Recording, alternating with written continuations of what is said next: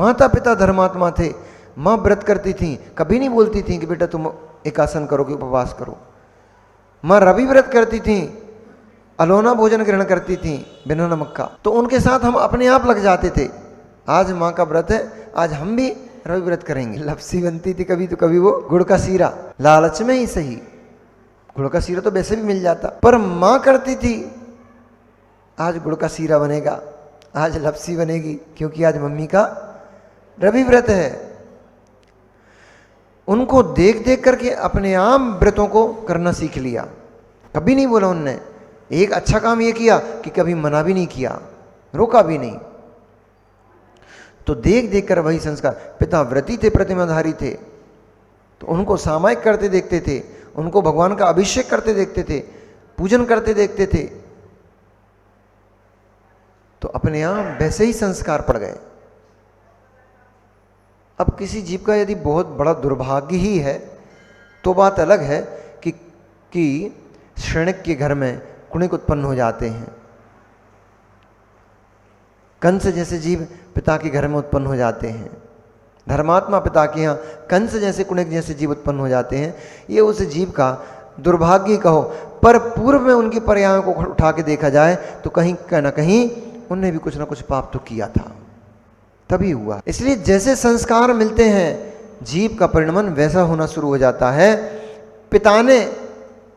पिता ने जैनेश्वरी दीक्षा को ग्रहण किया, बड़े भाई वज्रबाहु ने जैनेश्वरी दीक्षा को ग्रहण किया, तो पुरंदर के भाव भी वैसे ही बन गए। और जब पुरंदर के भाव बने तब पुरंदर ने कहा मंत्रियों से कि यह संसार पूरा बिजली के समान क्षणभंगुर दिखाई पड़ता है। मेघ, श्रावण के मेघ जिस तरह घटाओं के रूप में इकट्ठे हो जाते हैं, एकत्रित हो जाते हैं, पुनः थोड़े समय में देखते देखते हुए मेघ विलीन हो जाते हैं, आकाश स्वच्छ हो जाता है, ऐसे ही ये संसार में इस जीव की दशा है। नाना पर्याय रूप मेघों के भांति यह संसार में जीव आता है, क्षण मात्र में विघटित होकर के विलीन हो जाता है, पता ही नहीं चलता कहाँ चला गया, फिर कभी देखने में ही नहीं आता है। इस बात का कभी आपने अनुभव किया? इसका कभी आपने अनुभव किया? विलीन हो जाता तक तो ठीक है, फिर कभी देखने में नहीं आता। आपके सामने बैठे बैठे कितने लोग चले गए, वे कहानी बन के रह गए, अब वे कभी देखने में नहीं आते हैं।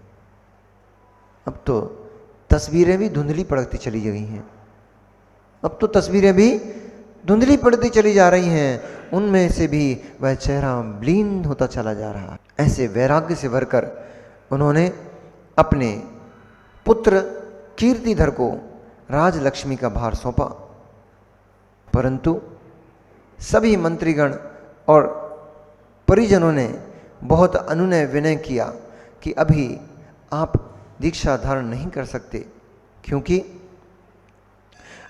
अभी राजलक्ष्मी को आपको संचालन करना है, आपके जैसा राज्य संचालन करने वाला अभी आपके कुल में कोई नहीं है, इसलिए आपको राज्य का संचालन करना है।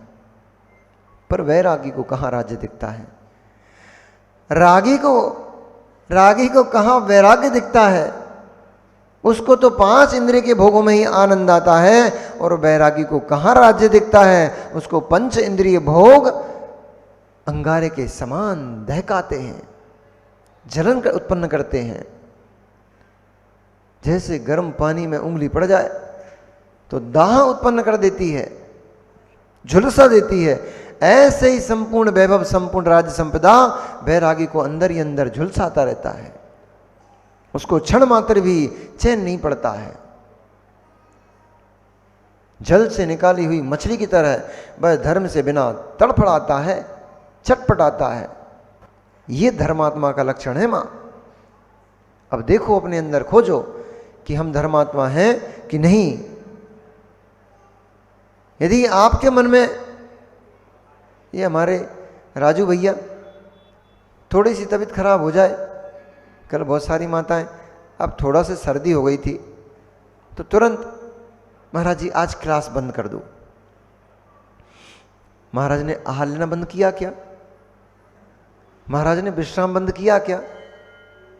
महाराज ने और अपने जितने कार्य थे वो सब बंद किए, शरीर के लिए जितने कार्य थे वो सब किए कि नहीं किए? मल विसर्जन करने गए, आहार लिया, आदि आदि जितने भी शरीर से संबंधित जितने कार्य थे सब किए कि नहीं किए? तो फिर आत्मा से संबंधित कार्य क्यों छोड़ देते हो? थोड़ा सा बुखार आ गया, थोड़ी सी सर्दी हो गई, सबसे पहले कोई काम बंद होता है तो भैया आज मंदिर नहीं जा रहे। ये कोई नहीं बोलेगा आज जंगल नहीं जा रहे, आज 2 नंबर छोड़ने नहीं जा रहे, ये कोई नहीं बोलेगा। लघु शंका आएगी तो ये कोई नहीं बोलेगा आज हमारी तबीयत खराब है, आज हम लघु शंका नहीं करेंगे। भोजन करने के लिए नहीं बोलेगा कि आज हम भोजन नहीं करेंगे, हमारी तबीयत खराब है। दुकान जाने को मना नहीं करेगा, आज हमारी तबीयत खराब है, आज हम दुकान बंद रखेंगे। ग्राहक को सामान कितनी बुखार पड़ा हो, ग्राहक का फोन आ गया, ग्राहक के पास तुरंत पहुंच जाता है सामान निकालने के लिए, वहां बंद नहीं होता। बंद क्या होता है? अब हमारी हिम्मत नहीं है, आज हम सामायिक नहीं है, सामायिक का त्याग। आज हमारी हिम्मत नहीं है, आज रोज हम ऐसे फेरते हैं, 10-12 मालाएं फेरते हैं, लेकिन आज बिल्कुल भी हिम्मत नहीं पड़ रही है, आज हम 2 ही माला फेरेंगे, बाकी 10 माला बाद में देखेंगे। यानी देखो तो हम धर्मात्मा कहला तो रहे हैं, लेकिन क्या धर्म हमारे अंदर में पल रहा है कि नहीं पल रहा है? क्योंकि धर्मात्मा धर्म के बिना वैसे ही छटपटाता है जैसे पानी के बिना मीन छटपटाती है, मछली छटपटाती है। एक क्षण भगवान के दर्शन ना हो, उसको लगता है कि मेरे जीवन का कोई महत्वपूर्ण कार्य छूट चुका है। सूना सूना उसका पूरा दिन सूना सूना लगता है जिस दिन भगवान जिनेंद्र के दर्शन नहीं हो पाते हैं। धिक्कारता है वह जीव अपने आप को, हो कैसा पाप कर्म का उदय है, आज मैं प्रभु के दर्शन नहीं कर पाया, कैसा पापी जीव हूं मैं, भगवान के दर्शन नहीं कर पाया। ऐसी छटपटाहट उस पुरंदर के अंदर भी ऐसी छटपटाहट मची हुई थी, कब हो कि मैं दीक्षा को प्राप्त करूं। इसलिए उसने अपने युवा पुत्र कीर्तिधर को राज तिलक किया और राज तिलक करके वन में जाकर के उसने जनेश्वरी दीक्षा को धारण कर लिया। पर जो गति पिता की वही गति पुत्र की भी चल रही थी, जो मति पिता की चल रही थी वही मति तो पुत्र की भी चल रही थी। कीर्तिधर तो स्वयं सोच रहे थे कि मैं कब भोग संपदा इस राज आदि से विरक्त होकर के, और ये सब युवराज आदि पद हैं इनको छोड़कर मैं कब दीक्षित होकर के अपनी आत्मा का कल्याण करूं। मंत्रियों ने बहुत समझाया, पहले पुरंदर को समझाया। क्या है, संसारिक लोगों का समझाने का काम रहता है। जब कोई जीव वैराग्य को धारण करने जा रहा होता है तो ये मोहल्ले पड़ोस को लेकर करते हैं, अरे भैया कछु नहीं है आजकल, अब का रखो है मुनि राज बनवे में, माता जी बनवे में, कछु नहीं है। कोई बिहार करावे वाले तो मिल नहीं रहे, तुम्हें महाराज बनने, आहार के लिए चौका लगाने के लिए लालटन लिए घूमना पड़ती है, तुम्हें महाराज बनने, कछु नहीं रखो महाराज बनवे में। भैया शांति से घर में जियो, शांति से घर में रहो, यहीं रह के धर्म ध्यान करो। जैसे आप धर्म ध्यान घर में रह के करते रहते हो, जैसे कहने वाले अपने घर में रह के खूब धर्म ध्यान करते ही रहते हैं। आंसू ऐसे बनने वाले बहुत मिलेंगे तुम्हें, एक दिन बोल के देखना। सबसे बड़े बैरी यदि हमारे कोई होते हैं, देखो थोड़ा कटु शब्द बोल रहा हूं, झेल लेना, लेकिन मैं सत्य बोल रहा हूं। सबसे बड़े आपके यदि कोई बैरी हैं तो आपके माता और पिता। जिस दिन बच्चा अपने आत्म कल्याण के लिए निकलेगा उस दिन सबसे पहले रोकने वाला कोई खड़ा होगा तो माता पिता। माँ आंसू बहाने लग जाएगी, पिता बेटा तुम्हारे अलावा हमारा है ही कौन। उनको अपना दिख रहा है कि तुम्हारे अलावा हमारा है ही कौन। तुम भी कह देना बेटा, पिताजी पिताश्री मेरे अलावा मेरा है ही कौन।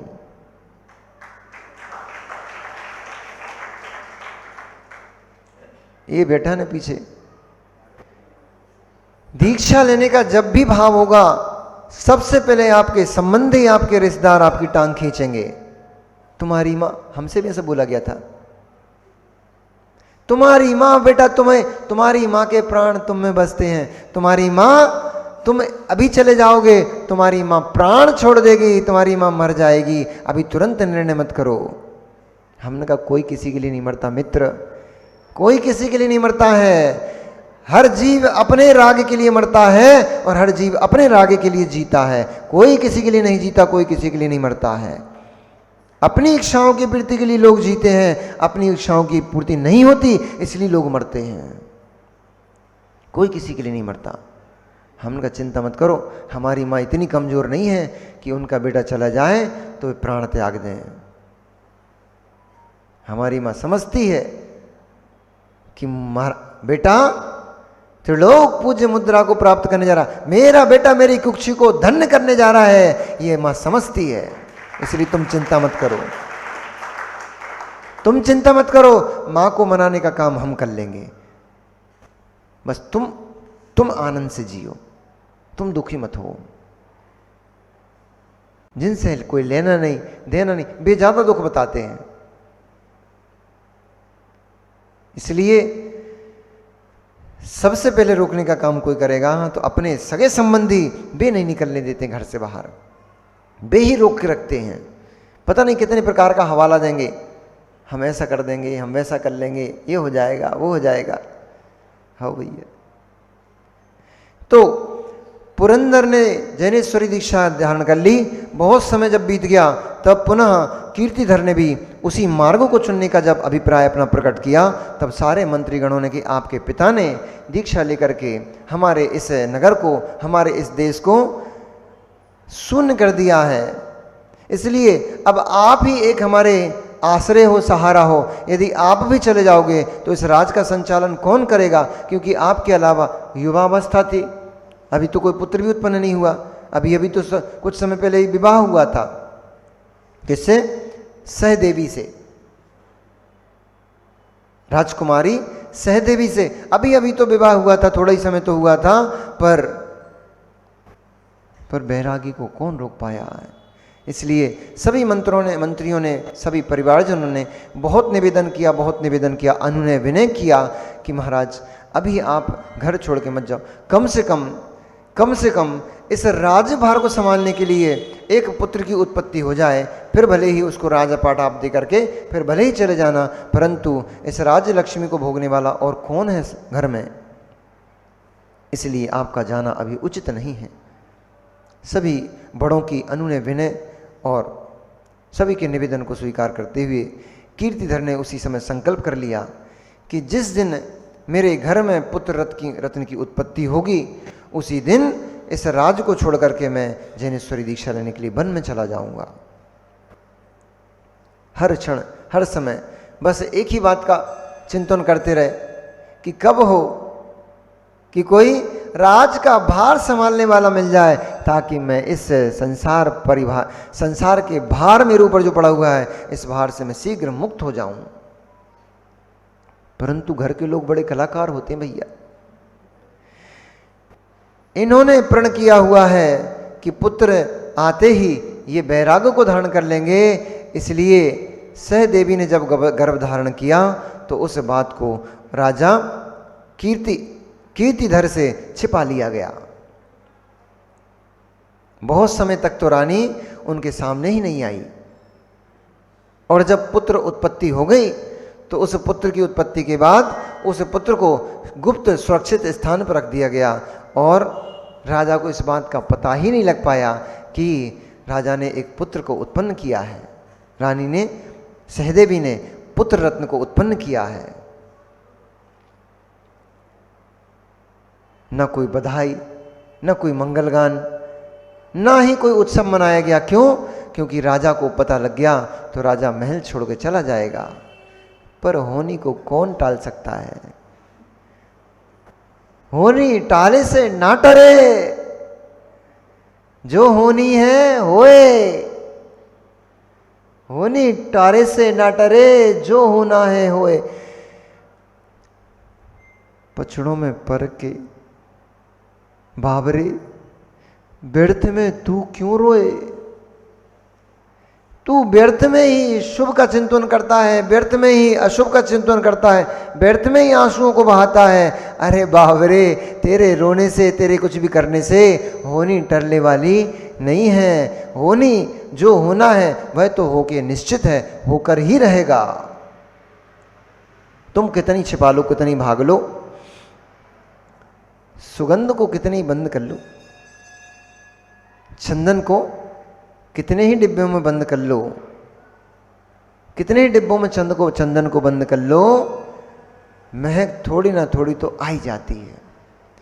सेंट, गंधी सेंट वाला गंधी गलियों में से आपके निकल जाता है, वो बिल्कुल भी नहीं छिड़कता है, परंतु गलियों में गंध तो आ ही जाती है, गलियां महक तो जाती ही हैं। ऐसे ही जिसकी भव्यता निकट होती है उस जीव को कौन रोक पाता है। तुम कर लो कितनी मायाचारी करना है, कितने छल करना है, वह तुम्हारा मायाचारी, वह छल तुम्हारा काम आने वाला नहीं है। वस्तु तो प्रकट हो ही जाती है। इसलिए सत्य का जीवन जियो। असत्य कितना भी छुपा लो, असत्य कितना भी छुपा लो, उसके ऊपर कितना भी सत्य का पॉलिश कर लो, असत्य प्रकट हो ही जाता है। और सत्य को कितने ही डिब्बों के अंदर, कितनी भवनों के अंदर बंद कर दो, सत्य भी प्रकट हो ही जाता है। समय आता है असत्य भी नहीं छिपता है, समय आता है सत्य भी नहीं छिपता है। इसलिए असत्य का, पापों का जीवन मत जियो। जीना ही है तो सत्य का जीवन जियो, क्षमा मार्दव आर्दव सोच का जीवन जियो, ताकि जीवन में आपका कुछ भला हो सके। छिपता कुछ भी नहीं है। तुम तो जैसे 48 ताले के अंदर मानतुंग स्वामी को बंद किया था ना, तो तुम तो 48 कोठियां एक के अंदर एक बनवा लो। एक कोठी के अंदर 48 कक्ष एक के अंदर एक बनवा लो। उस 48वें कक्ष में भी जाकर पाप करोगे, तब भी एक न एक दिन में पाप सारे तालों को तोड़कर, सारी कोठियों को तोड़ करके बाहर आकर के सबके सामने नाचेगा। और एक सामायिक उसी 48वीं कोठरी में बैठ के कराना, वह उस समय का किया गया पुण्य भाई भी 48 कोठियों के बाहर आकर किसी न किसी दिन दिखाई दे जाएगा। चुपता नहीं है, चुपता नहीं है। इसलिए जीना ही है, सत्य का जीवन जियो, संयम का जीवन जियो। पाप कभी छिपेगा नहीं, एक ना एक दिन प्रकट हो जाएगा और फिर मंगरे पे बैठ कर चिल्लाएगा। फिर कहोगे हाँ ये क्या हो रहा है। मगरा जानते हो क्या होता है? मगरा क्या होता है? पहले जो मकान होते थे ना, कच्चे मकान, उस कच्चे मकान में छप्पर ऐसा होता था, तो जो सबसे ऊपर वाली जो टोंक होती है ना, जो ये, इसको बोलते हैं मंगरा।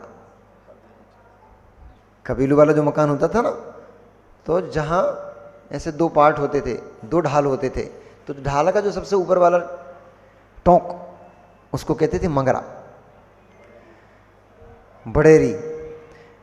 कितने ही पाप करवाओ, छुप के पाप कर आओ, कितने छुप के पाप कर आओ, जिस दिन उदय आएगा मंगरे पे बैठा बैठा पाप चिल्लाएगा और तुम बैठ कर आंसू बहाओगे। और कितने ही पुण्य कर लो अंदर बैठ के, वो पुण्य भी मंगरे पे बैठ के आवाज देगा, तुम मुस्कुराओगे।